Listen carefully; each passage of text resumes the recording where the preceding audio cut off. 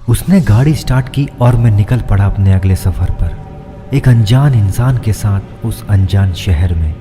भारी बरसात और सड़कों पर भरे अथाह पानी के बीच में हमारी गाड़ी रुक रुक कर बड़ी ही धीमी गति से आगे बढ़ रही थी। मैं पूरी तरह थक कर चूर चूर हो चुका था, इसलिए पता नहीं कब मुझे नींद आ गई और मैं वहीं सो गया।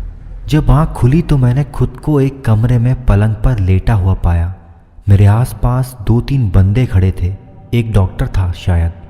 मैं खुद को वहाँ देखकर पूरी तरह हैरान ही हो गया। मुझे समझ ही नहीं आ रहा था कि आखिर हो क्या रहा था मेरे साथ। जब मैं उस कैंपर में सोया तो यहाँ कैसे पहुँच गया और ये जगह कौन सी है? ऐसे अनगिनत सवाल उठ रहे थे मेरे मन में। तभी उन लोगों में से एक ने मुझे होश में आया देखकर पूछा, आप ठीक तो हैं ना अविनाश जी? अब कैसा लग रहा है आपको? उसे मेरा नाम पता था, पर मैं तो उस आदमी को जानता तक नहीं था। समझ नहीं आ रहा था कि मैं क्या करूं, उसकी बातों का जवाब दूं भी या नहीं। पर फिलहाल उसकी बातों का जवाब देने के अतिरिक्त मेरे पास और कोई विकल्प भी नहीं था। अतः मैं एक गहरी सांस छोड़ते हुए बोला, आई एम ओके, बट आप लोग कौन हैं और मैं यहाँ कैसे आया और ये जगह? तब वो आदमी मुस्कुराए और बोले, अरे रिलैक्स अविनाश जी, रिलैक्स, बताता हूँ, सब बताता हूँ। ये जगह महारानी लक्ष्मीबाई गवर्नमेंट कॉलेज का बॉयज़ हॉस्टल है और मैं हूँ यहाँ का वार्डन शुक्ला। दरअसल आप हमें हॉस्टल के गेट के बाहर पीपल के नीचे चबूतरे पर बेहोश मिले थे। सुबह गार्ड ने आकर हमें सूचना दी तो हम तत्काल बाहर आए। देखा तो आपको बहुत तेज़ बुखार था, तो हमने सीधे पुलिस को सूचना देने की सोची, पर फिर सोचा पहले डॉक्टर को ही बुलाना ठीक रहेगा, इसीलिए आपको अंदर ले आए और डॉक्टर साहब को बुलवा लिया। फिर आपके सामान की जांच की तो पता चला कि आप तो अविनाश बाबू हैं, जो संगोष्ठी में हिस्सा लेने के लिए आने वाले थे। अब पूरे 2 घंटे बाद आप होश में आए हैं, लेकिन अब सब ठीक है सरकार। अब तो बस आप यहाँ आराम कीजिए। डॉक्टर साहब इंजेक्शन लगाई दिए हैं और हम दवाई भी मंगवा दिए हैं। आप सम्मेलन को 1-2 दिन बाद ज्वाइन कर लीजिएगा, ठीक है? अपनी बात में जोर देते हुए उसने ऐसा कहा। मैंने भी उसकी बात में अपनी सहमति जताते हुए हामी भर दी। डॉक्टर और वो लोग चले गए और मैं सुकून से बेड पर लेटा रहा। एक ही पल में सारे टेंशन, सारी तकलीफ़ें दूर हो गई थी और मैं सही सलामत अपनी मंजिल तक आ पहुंचा था। पर अब कल रात की भयानक बातें मेरे दिमाग में चल रही थी। सब कुछ जैसे रिपीट सा हो रहा था मेरी आंखों के सामने। मैं मन ही मन उस कैंपर वाले को और हॉस्टल मैनेजमेंट को धन्यवाद दे रहा था, क्योंकि अगर कल रात मुझे वो कैंपर नहीं मिला होता तो आज मैं जिंदा सही सलामत अपनी मंजिल तक ना पहुंचा होता।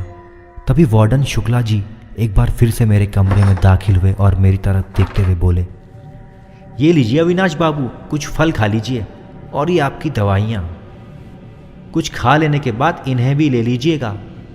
उन्होंने मुझे दवाइयों और फ्रूट्स के बैग थमाते हुए कहा। उनके द्वारा की गई इतनी केयर वाकई में प्रशंसनीय थी। सो उन्हें धन्यवाद देते हुए मैं बोला, इस सब के लिए आपका बहुत बहुत धन्यवाद शुक्ला जी। अरे कैसी बातें कर रहे हैं आप सर जी, हमारा तो काम ही है संगोष्ठी में पधारने वाले लेखकों और कवियों की सेवा करना, और फिर आप तो बीमार हो गए हैं, फिर इसमें धन्यवाद वाली क्या बात है? ये तो हमारा फर्ज है। मुस्कुराते हुए उन्होंने कहा, वो सब तो ठीक है शुक्ला जी, पर आज मैं जिंदा हूँ तो सिर्फ आपकी वजह से।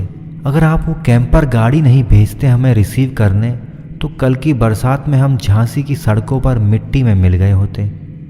मुस्कुराते हुए मैंने कहा। लेकिन मेरी बात सुनकर शुक्ला जी मुस्कुराने की बजाय शॉक्ड हो गए और बोले, ये आप क्या कह रहे हैं अविनाश बाबू? हमने तो आपको क्या किसी भी लेखक या कवि को लाने के लिए कोई गाड़ी नहीं भेजी। अरे तनिक सोचिए, हम गाड़ी कैसे भेज सकते हैं? भला हमें कैसे पता होगा कौन कब कहाँ किस गाड़ी से कितने बजे आ रहा है? उन्होंने कहा और वो आगे बोले, लगता है आपको बेहोशी और बुखार की वजह से गलतफहमी हो गई है। आप आराम कीजिए, मैं चलता हूँ। हॉस्टल का कुछ सामान लाने के सिलसिले में बाजार जाना है। ऐसा कहते हुए वे वहाँ से चल दिए। लेकिन उनकी बात सुनकर मेरा माथा ठनका। हे माँ महाकाली, अगर गाड़ी कॉलेज की तरफ से नहीं आई थी तो किसकी तरफ से आई थी? और उस ड्राइवर ने मुझसे झूठ क्यों बोला? कौन था वो और किसने भेजा था उसे मेरे पास? उसे तो सब कुछ पता था। मेरे बारे में कि मैं एक राइटर हूँ, लक्ष्मीबाई कॉलेज जाना चाहता हूँ और तो और महाकाली का भक्त भी हूँ। इतना सब कैसे जानता था वो मेरे बारे में? कहीं वो भी कोई भटकती आत्मा तो नहीं था? यही सोच सोचकर मेरा दिल बैठा जा रहा था। साथ ही साथ मुझे ये समझ में नहीं आ रहा था कि अगर वो कोई रूह थी तो उसने मेरी मदद क्यों की। इस बात में कोई शक ही नहीं था कि उसी शख्स ने मुझे मेरी मंजिल तक सही सलामत पहुंचाया था। तो क्या वो कोई दिव्यात्मा या देवदूत था जो मेरी मदद करने आया था? मुझे कुछ समझ में नहीं आ रहा था। एक ही रात में मेरी जिंदगी ही बदल गई थी। मुझे एक ही रात में 2 अलग अलग अनुभव हुए थे, एक दिव्य और दूसरा भूतिया, एक चमत्कार और दूसरा खौफनाक। क्या ये बस एक इत्तेफाक था या कुछ और क्या ये सिलसिला बस यहीं थमने वाला था या आगे कुछ और होना बाकी था? पूरा हॉस्टल सुनसान पड़ा था। सारे लेखक और कवि गोष्ठी में सम्मिलित होने कॉलेज चले गए। कॉलेज में सम्मेलन के चलते 15 दिनों की छुट्टियां थी, सो सारे स्टूडेंट भी अपने घर लौट चुके थे। वार्डन भी सामान लेने बाजार चले गए थे। अब हॉस्टल में मैं सिर्फ अकेला और हॉस्टल के गेट के बाहर एक गार्ड ही बचे थे। सब कुछ शांत हो गया था, बिल्कुल शांत। मैं भी अपनी दवाइयाँ लेकर सो गया था। दवाइयों के असर और पिछली रात की थकान की वजह से मुझे भी नींद आ गई थी। मैं गहरी नींद में सो रहा था, तभी अचानक एक तेज आवाज़ हुई, जैसे कोई भारी भरकम चीज़ ऊपर से ज़मीन पर गिरी हो। उस आवाज़ के साथ मैं हड़बड़ाकर जाग गया, लेकिन आसपास का माहौल बिल्कुल शांत था। मुझे लगा शायद मैंने कोई सपना देखा था। मैं रिलैक्स होकर दोबारा सोने की कोशिश ही कर रहा था, तभी वो आवाज़ दोबारा मुझे सुनाई दी। उसे सुनते ही मेरा माथा ठनका। ये कैसी आवाज़ है? यही सोचते हुए देखने के लिए मैं अपने कमरे से बाहर आया। मेरा कमरा हॉस्टल की 3री मंजिल पर था। रूम से बाहर आते ही मैंने आसपास अपनी नज़र घुमाई। वहाँ सब कुछ ठीक था। तो फिर वो आवाज़ कहाँ से आ रही थी? ये देखने के लिए मैं सीढ़ियों की तरफ बढ़ा। मुझे लगा शायद आवाज़ नीचे से आ रही हो। इससे पहले कि मैं सीढ़ियों तक पहुँचता, एकाएक सामने स्टोर का रूम का दरवाज़ा खुला और उसमें से एक लड़का तेजी से भागता हुआ निकलकर हवा के झोंके सा मेरे कंधे को छूता हुआ सरपट भागा। और इससे पहले कि मैं कुछ बोलता, कुछ समझ पाता, वो उसी फुर्ती से बरामदे की दीवार फांदकर नीचे कूद पड़ा। उसके कूदते ही वो तेज आवाज़ फिर से मेरे कानों में गूंज उठी, जो बार बार मुझे सुनाई दे रही थी। ये सब देखकर मेरी आंखें फटी की फटी ही रह गई। अचानक हुई इस दुर्घटना से मैं हतप्रभ सा रह गया और तेजी से सेफ्टी दीवार की तरफ दौड़ा और नीचे देखने लगा। लेकिन वहाँ नीचे ग्राउंड फ्लोर पर तो कोई था ही नहीं। ये नज़ारा देखकर तो मेरे होश ही उड़ गए। हे भगवान, ये सब क्या है? मैंने मन ही मन भगवान को याद करते हुए कहा। मेरे माथे पर बल पड़ गए थे। मेरा पूरा बदन पसीने से तरबतर हो रहा था। मेरे पैर कांप रहे थे। मेरे सामने वो स्टोर रूम था, अब उस पर इतना बड़ा ताला नजर आ रहा था, जबकि चंद मिनटों पहले मेरी सांसें थम रही थी। सर चकराने लग रहा था, गला सूख रहा था। मेरी आंखों के सामने अंधेरा छा रहा था। मैं वहीं चक्कर खाकर गिर पड़ा और एकाएक फिर बेहोश हो गया। उसके बाद क्या हुआ और क्या नहीं, मुझे कुछ भी नहीं पता। लेकिन जब आंख खुली तो रात हो चुकी थी। सब लोग मेरे आसपास, शुक्ला जी, मेरे 1-2 लेखक मित्र और वो गार्ड, डॉक्टर साहब भी उपस्थित थे वहाँ। उनकी स्पष्ट हिदायत थी कि मैं अपने बेड से हिलूं भी ना। उन्होंने बताया ब्लड प्रेशर हाई होने की वजह से मैं बेहोश हो गया था। वो तो अच्छा हुआ कि शुक्ला जी टाइम पर आ गए और उन्होंने तुरंत डॉक्टर को कॉल कर दिया। उनकी बात तो ठीक ही थी, पर अब मैं उन्हें कैसे बताता कि मैं खुद अपने कमरे से बाहर नहीं गया, बल्कि मुझे बाहर बुलाया गया था। और मेरा ब्लड प्रेशर बढ़ने की वजह क्या थी, कैसे बताता मैं उन्हें? खैर, डॉक्टर साहब अपना काम करके चले गए थे।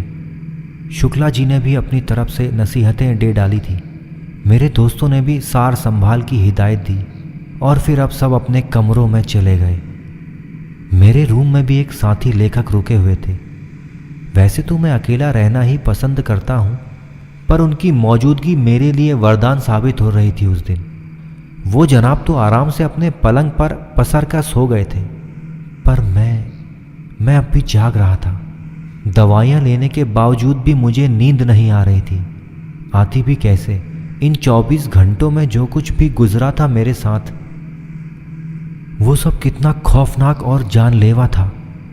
ये झांसी की ट्रिप तो मेरे लिए जानलेवा साबित हो रही थी। मैंने सोच लिया था कि अब ये सम्मेलन वगैरह अटेंड करने के लिए यहाँ और नहीं रुकूंगा। बस एक बार ठीक हो जाऊँ पूरी तरह, फिर निकल जाऊँगा यहाँ से। नहीं तो कल सुबह ही निकल जाऊँगा। अपने घर जाकर ही रेस्ट कर लूँगा और बाकी का ट्रीटमेंट भी वहाँ करवा लूँगा। अगर यहाँ और रुका तो शायद जिंदा ही नहीं बचूँगा। बस आज की रात सही सलामत गुजर जाए। मन ही मन हिम्मत करके मैं ये सब सोच रहा था। मैंने उन सज्जन से कहकर पहले ही अपने रूम का दरवाज़ा अंदर से पूरी तरह बंद करवा दिया था और खुद कसम ले ली थी कि बाहर चाहे कुछ भी क्यों ना हो, चाहे कैसी भी आवाज़ क्यों ना आए, मैं बाहर जाऊंगा ही नहीं। मुझे नींद तो नहीं आ रही थी, पर फिर भी मैंने अपने मुंह को चादर से ढक लिया और सोने का नाटक करने लगा। बाहर फिर से बरसात शुरू हो गई थी और तेज हवा की वजह से मेरे पलंग के पीछे वाली खिड़की खुल गई थी, जिसकी वजह से बारिश की फुहारें अंदर आकर मेरे बिस्तर को गीला कर रही थी। ना चाहते हुए भी मुझे मजबूरन उठना ही पड़ा। मैंने धीरे से डरते हुए अपने चेहरे से चादर हटाई और आसपास अपनी नज़र दौड़ाई, ये देखने के लिए कि कमरे में कोई है तो नहीं। लेकिन कमरे में सब ठीक था।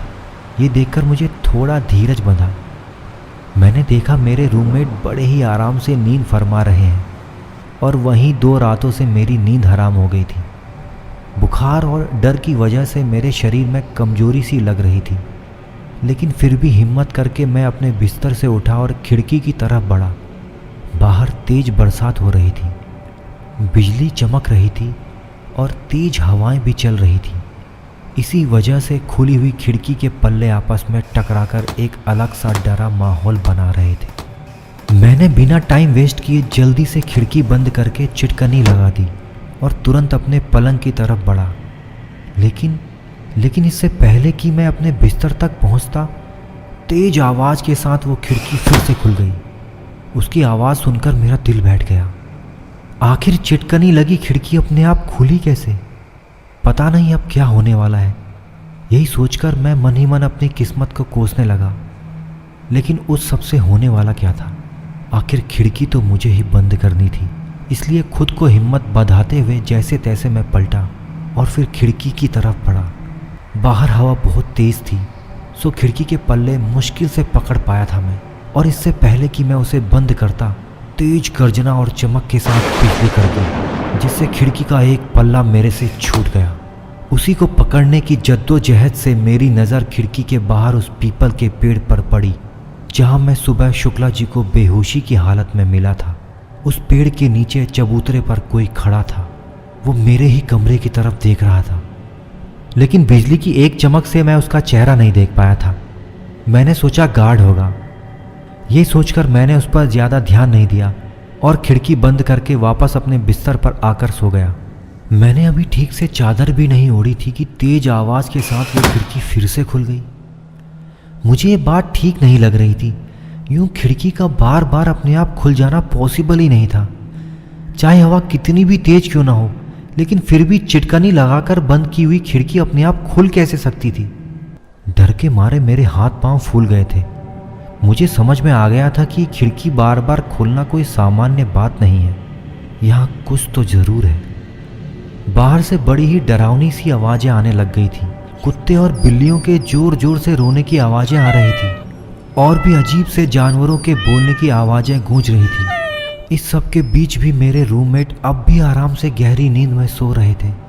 उन्हें जगाकर खिड़की बंद करने की बात कहना भी वाजिब नहीं था, लेकिन डर के मारे मेरी तो हिम्मत ही नहीं हो रही थी खिड़की के नज़दीक भी जाने की। लेकिन उसके पल्ले आपस में टकराकर एक अलग ही डरावना माहौल बना रहे थे और बारिश के पानी की वजह से मेरा बिस्तर भी गीला हो रहा था। तो एक बार फिर हिम्मत जुटाकर मैं अपने पलंग से उठा और खिड़की की तरफ बढ़ा। मैं जल्दी से खिड़की बंद कर देना चाहता था, लेकिन इससे पहले कि मैं खिड़की बंद कर पाता, ठंडी हवा का एक तेज झोंका आकर मुझसे, ये इतना तेज था कि एक पल के लिए मैं असंतुलित हो गया। फिर तुरंत संभल कर मैंने फिर से वो खिड़की बंद करने की कोशिश की। तभी मेरी नज़र फिर से उस पेड़ पर पड़ी। अब भी उसके नीचे कोई खड़ा था। कमाल है, इतनी तेज बरसात में गार्ड उस पेड़ के नीचे अभी तक क्या कर रहा है। तभी एक बार फिर बिजली की एक तेज चमक से मुझे वहाँ का साफ नज़ारा नजर आ गया। उस नज़ारे को देखकर मेरी सांसें थम सी गई। मेरा दिलो दिमाग सुन्न पड़ गया। वहाँ उस पेड़ के नीचे गार्ड नहीं था, बल्कि वहाँ दो लोग थे जो कल रात मुझे उस सुनसान सड़क पर उस पेड़ के नीचे मिले थे। वही दोनों भटकती आत्माएं। उनकी नज़रें मुझ पर ही टिकी हुई थी। हे भगवान, उन दोनों को देखकर मेरे मुंह से अचानक ही निकल पड़ा। मैंने अपना संपूर्ण साहस एकत्रित करके बड़ी मुश्किल से वो खिड़की बंद की और बड़ी ही फुर्ती के साथ अपने बिस्तर पर लौट आया। मेरा अंग अंग कांप रहा था। बुखार भी अचानक बहुत तेज हो गया था। डर के मारे मेरे रोम रोम में से एक सिरहन सी हो रही थी। शरीर का तापमान भी बहुत ज़्यादा बढ़ गया था। इतने ठंडे माहौल में भी मैं अंगारे की तरह तप रहा था। मेरे पसीने छूट रहे थे। ऐसा लग रहा था कि शायद अब मैं बच नहीं पाऊंगा। उस पर वो खिड़की खड़खड़ाती हुई फिर से खुल गई। ये भूत लीला थी जो अब मुझे ज्ञात हो गई थी। आखिर खिड़की क्यों बार बार अपने आप खुल रही थी। मेरी हालत खराब हो गई थी। मैंने खुद को पूरी तरह से चादर के अंदर समेट लिया था ताकि उन प्रेतात्माओं का सामना करने से मैं बच सकूं। मैं मन ही मन माँ काली को याद कर रहा था। मैं समझ चुका था कि वो दोनों प्रेतात्माएं ही मेरा पीछा करती हुई यहाँ तक आ पहुँची हैं। खून की प्यासी उन दुष्ट आत्माओं से तो अब सिर्फ माँ काली ही मुझे बचा सकती थी। खिड़की के खुले पल्ले पूरे जोर से आपस में टकराकर अलग ही भयावहता को जन्म दे रहे थे। खिड़की के खुले पल्ले पूरे जोर से आपस में टकराकर अलग ही भयानक आवाज़ कर रहे थे। बारिश का पानी मुझे पूरी तरह गीला कर रहा था। मैं इन सब की परवाह किए बिना चुपचाप लाश की तरह अपने आप को चादर में कवर किए हुए अपने बिस्तर पर पड़ा हुआ था। मुझे चूड़ियों के खनकने और पायल के बजने की आवाज़ साफ सुनाई दे रही थी। साथ ही साथ तेज तेज कदमों के साथ किसी आदमी के चलने से बूटों की आवाज़ भी आ रही थी। मैंने चादर के अंदर से ही आंखें खोलकर देखा तो मुझे कमरे में उन दोनों की मौजूदगी का एहसास हो रहा था। वो दोनों ही मेरे बेड के चारों तरफ चहलकदमी कर रहे थे। ये सब देखकर मैंने तुरंत अपनी आंखें बंद कर ली और जोर जोर से काली कवच का पाठ करने लगा। शायद ये माँ के ही नाम की शक्ति थी कि वे दोनों मेरे इतना करीब होते हुए भी मुझे हाथ न लगा सके। ये प्रेत लीला लगभग आधे घंटे तक चली और मैं निरंतर लेटा लेटा ही कवच का पाठ करता रहा। उन दोनों ने मुझे उठाने के लिए सब कुछ किया। मेरे बेड को घड़ी की सुई की तरफ जोर जोर से चारों तरफ घुमाया। डरावनी आवाज़ें भी सुनाई। कभी ऐसा लगता जैसे कोई जोर जोर से हंस रहा है, तो कभी कोई जोर जोर से रोने लगता और मैं चादर को मजबूती से पकड़ लेता।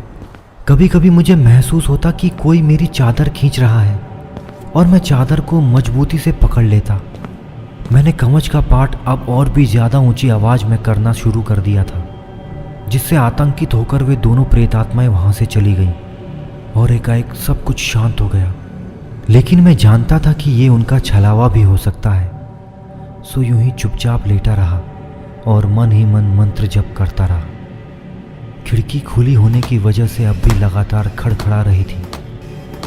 अंदर पानी भी आ रहा था, लेकिन मैंने उन सब की कोई परवाह नहीं की। मैं बस मृत प्राय होकर यूं ही पड़ा रहा।